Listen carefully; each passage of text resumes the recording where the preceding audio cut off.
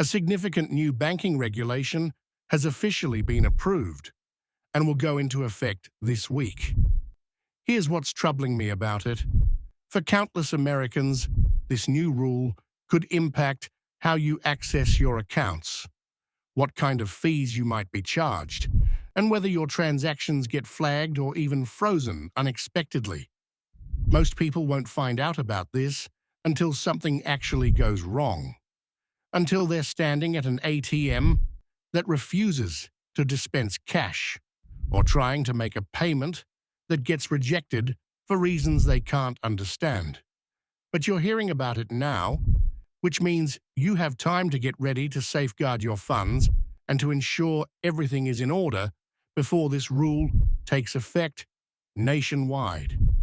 Before we go any further, if you want to stay informed about banking regulations and financial policies that could impact your money, hit that subscribe button and turn on notifications. We regularly break down financial news like this, the kind that genuinely affects your accounts and your day-to-day life. Keeping up with these changes could save you hundreds or even thousands in penalties and restricted funds. All right, let's dive in. So, here's what's happening. This regulation comes from the Financial Crimes Enforcement Network, commonly referred to as FinCEN, which is part of the US Treasury Department. They've just put the finishing touches on what's called the Customer Due Diligence Rule Update, also known as the Beneficial Ownership Information Rule. Let me explain that in plain language. Starting very soon, banks are now required to gather and verify far more detailed information regarding who owns and controls business accounts. And under certain circumstances, they're applying these stricter verification standards to personal accounts as well. The official justification for this is to combat money laundering, fraud, and terrorist financing. Those are legitimate concerns that do need to be addressed. But here's where it gets tricky. The way banks are implementing this rule is casting a much wider net than most people anticipate. And that net is ensnaring honest customers who haven't done anything wrong, but who now have to supply extra paperwork, navigate additional hurdles, and potentially face frozen accounts if something doesn't align with the bank's new requirements. Let me share the story of a man named Michael. He's 54 years old, owns a small landscaping company, and has banked with the same institution for 18 years. A couple of weeks ago, Michael went to deposit a check from one of his regular commercial clients for $6,000. It was the same kind of deposit he'd made countless times before. This time, however, the teller informed him the funds would need to be placed on hold for a compliance review. Michael asked what that entailed. The teller couldn't really clarify, just mentioned something about new verification procedures. 3 days went by. Michael still couldn't access that money. He spent 45 minutes on hold with customer service before someone finally told him his account had been flagged under new federal requirements. They needed him to provide updated identification, proof that he owned his business, and documentation showing where that deposit originated. Meanwhile, he had payroll coming up, equipment payments due, and no way to reach the money sitting in his account. I'll circle back to Michael's situation shortly, because what happened next illustrates exactly why everyone with a bank account needs to pay attention to these changes. Here's some background on why this is occurring. Over the past several years, regulators have faced mounting pressure to intensify efforts against financial crimes following high-profile cases involving money laundering, cryptocurrency fraud, and shady business operations. So, they responded by making the rules more stringent. The problem is that when you tighten verification requirements and expand monitoring systems, you also increase the likelihood of false positives, of legitimate transactions being incorrectly flagged, and of ordinary people getting caught up in compliance reviews that can freeze their money for days or even weeks. And here's what truly concerns consumer advocates about this rule. Once your account gets flagged, even if it turns out to be an error, even if you've done absolutely nothing wrong, that flag becomes part of your banking history. One flag might not cause significant problems, but multiple flags, even if they're all innocent, can lead to your account being labeled as high risk. And once that designation is applied, banks may decide to close your account, refuse to let you open new ones, or report you to shared databases that other financial institutions check before approving applications. Getting cleared from those systems can take months or even years. Now let's walk through the specific changes that are being implemented and how they might affect you personally. I'm breaking this down into 5 key areas, 5 changes you need to understand before this rule fully takes effect. Pay attention even if you think none of this applies to you, because there are scenarios where even a basic checking account holder could get caught up in this. The first change, and this one is receiving the most attention, involves enhanced verification for account ownership and control. Under this rule, banks must verify the identity of anyone who owns 25% or more of a business account or who has significant control over how that account is used. Now, you might think you don't have a business account, so this doesn't apply to you. For many people, that's correct. But here's where it gets more complex. If you're a freelancer depositing income into your personal account, if you have any kind of side gig, if you receive payments through Venmo or PayPal that transfer to your bank, if you're part of a small partnership or LLC, or if your account regularly receives deposits from business sources, your bank might now request additional documentation from you. This could include your social security number, which they likely already have, but also copies of your ID, proof of your address, tax identification numbers if you have a business entity, and in some cases, written explanations of where your income comes from. Here's the aspect that catches people off guard. If you don't provide this documentation when they ask, or if there's any discrepancy between what you submit and what the bank already has in their system, they can freeze your account while they sort it out. That means no withdrawals, no transfers, no access to your money until everything is resolved. For anyone living paycheck to paycheck or with bills about to come due, that can quickly become a serious problem. Let me tell you about Sandra. She's 38, works as a graphic designer, and does freelance projects on the side, with payments going into her personal checking account. Last month, she received a letter from her bank requesting updated documents to meet new federal requirements. Sandra glanced at it, thought it seemed like typical bank marketing, and set it aside. 2 weeks later, she tried to pay a bill online. It was declined. Tried to withdraw cash. Card was rejected. Her account had been restricted because she didn't respond within the 30-day window.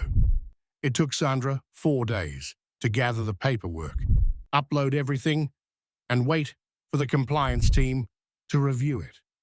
During those 4 days, her auto-pay rent bounced. Her phone payment failed. She ended up with over $200 in overdraft and late fees, all because she didn't realize that letter actually mattered. The second change involves stricter monitoring of your deposit patterns and transaction activity. Banks have always kept an eye out for suspicious behavior. That's nothing new. What's different now is how aggressively they're required to flag activity that looks unusual for your specific account. Here's an example to illustrate this. Let's say You normally receive a direct deposit of $2,000 from your employer every 2 weeks. Your account has been steady and predictable for years.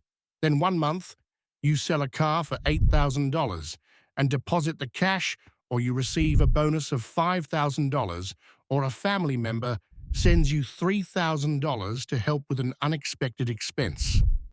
Under the previous system, those probably wouldn't have raised any red flags. Under the new system, any significant deviation from your normal pattern can trigger an automatic review. The deposit might be held for several days while the bank investigates. They might call asking questions about where the money came from. They might require you to prove the funds are legitimate before releasing them. If you can provide that proof quickly, the hold usually clears within a few business days. But if you're traveling, don't have easy access to your documents, or just don't respond fast enough, that hold can stretch out much longer. And while you wait, that money is sitting in your account, but completely inaccessible. Type in there in the comments if you've ever had a legitimate deposit held up by your bank. It's more common than people realize. And under these new rules, it's going to happen to a lot more people. The third change places additional scrutiny on international transfers. If you send or receive money across borders, be prepared for more questions from your bank. They now have to collect detailed information about why you're sending the money, what your relationship is with the recipient, and verify the transfer doesn't violate any sanctions. A wire transfer that used to clear in a day or two might now take 3 to 5 days or longer. And if your explanations don't satisfy their compliance team, they can simply refuse to process it. For people who regularly send money to family in other countries, or business owners who pay contractors overseas, this creates delays and complications that weren't there before. The fourth change impacts your account balance directly through new fees. When your bank requests updated information, you usually get 30 days to submit it. If you meet that deadline, everything's fine. But if you miss it, some banks are now charging monthly fees between $25 and $75 until you provide what they need. Think about what happens if you don't check your mail regularly, or an important email goes to spam. 3 months of missed notices could mean $220 taken from your account for paperwork you never knew anyone was waiting for. Remember, Sandra, those overdraft fees she dealt with came on top of a $50 monthly compliance fee that had already been deducted. The fifth change affects how quickly you can use new accounts or make large transactions. Under this rule, banks are taking longer to fully activate new accounts. In the past, you could often open an account and start using it right away. Now many banks are requiring waiting periods of 3 to 7 business days while they complete their verification checks. During that waiting period, your account might have limited features. You might be able to put money in, but not take it out.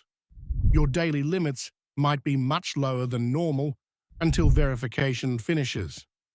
The same applies if you're an existing customer trying to make a large transaction that doesn't fit your usual pattern. Maybe you're buying a car and need to wire $20,000. Maybe you're putting down a deposit on a house and need to transfer $50,000. The bank might place a temporary hold while they confirm it's actually you making a legitimate transaction. These holds usually get resolved within a few business days if you have your documentation ready. But if you're not expecting it, they can absolutely derail a time-sensitive purchase or payment. Now let me finish Michael's story. After 5 days of back and forth with his bank, he finally got his account unfrozen. But during those 5 days, he missed payroll for his 3 employees. One of them, a younger guy who depends on every paycheck, had his rent bounce as a result. Michael felt terrible about it. He ended up paying his crew in cash from his personal funds just to cover them, then waited 2 more days to get reimbursed once his business account was accessible again. The total damage from that one flag deposit was around $400 in fees, penalties, and emergency cash moves, plus all the stress, the hours spent on hold, and the strain it put on his relationships with his workers. All because the bank system decided a routine business deposit looked suspicious. But here's the other side of that story.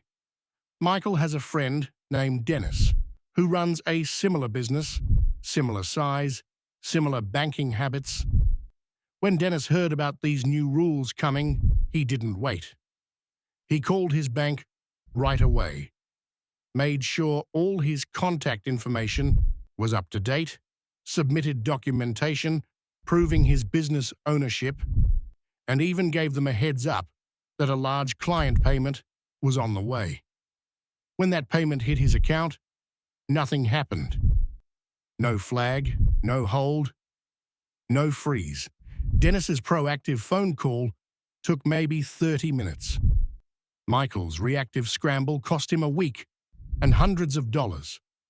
Same bank, same new requirements, completely different outcomes.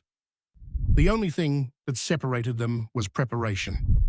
So, let's talk about what you should do right now to protect yourself.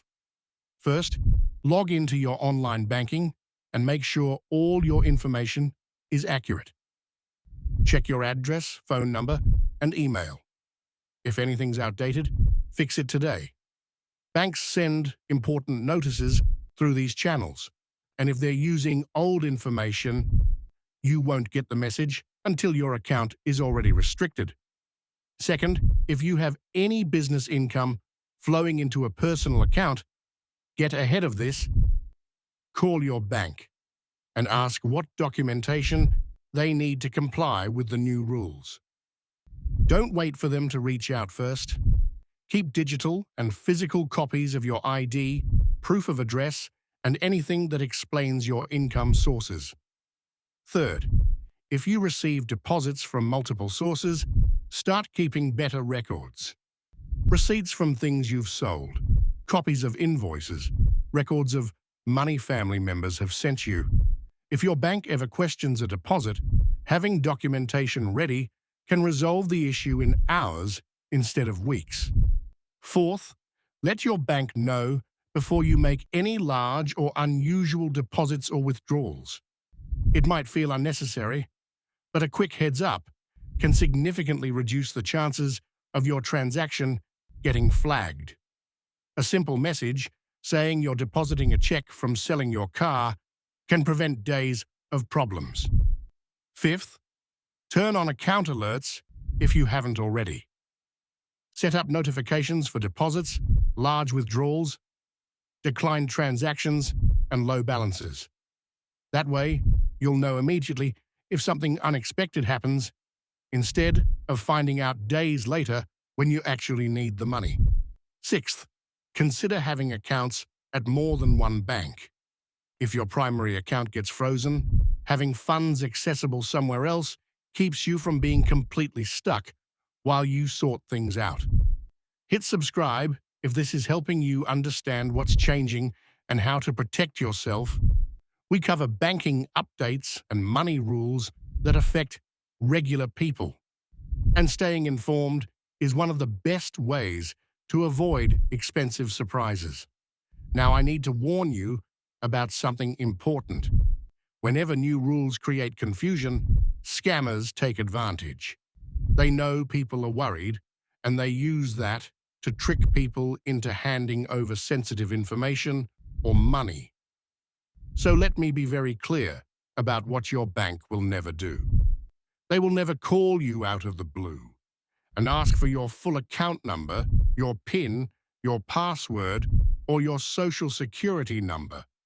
They already have that information. They will never threaten to shut down your account unless you act immediately. Real compliance requests come with reasonable deadlines. They will never ask you to transfer money to a safe account or verification account.